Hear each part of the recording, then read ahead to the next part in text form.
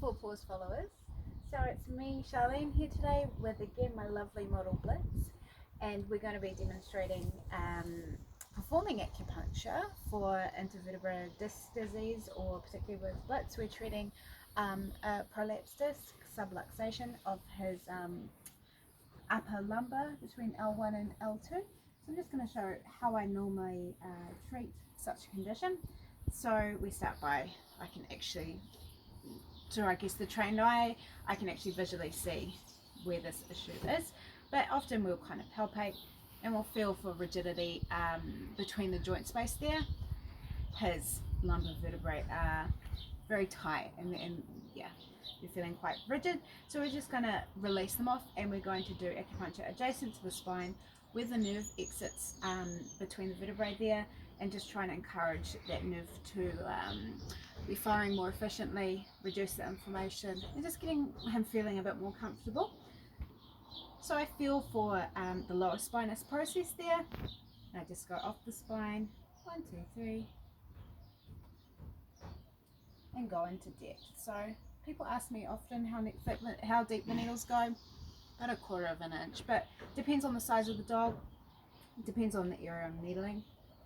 Again, Blitz is a good healthy size, so it's easy to feel our anatomical landmarks we go off. And as you can see, he's a very cooperative boy, which makes my job easier.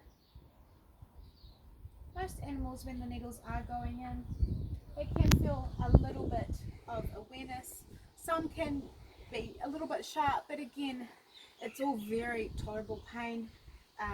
Yeah, I use very, very fine needles on animals, serum needles, which are essentially painless needles, the ones we use on children and babies. So we try and make everything as comfortable as possible, and once these needles are in, I aim to leave them in for 20 minutes just to allow full treatment effect and the body to do the natural healing process it needs, particularly when working with injuries, inflammation, and tissue healing. So we've just gone either side of his entire lumbar, and I'm just doing lower thoracic. It's because when you have extensive trauma, specifically with discs, humans who have had it, you know how painful it can be, and you change your gait, and various other body structures get tired as well. So we just try and really work in an extensive, diffuse kind of way to try and really encourage that healing.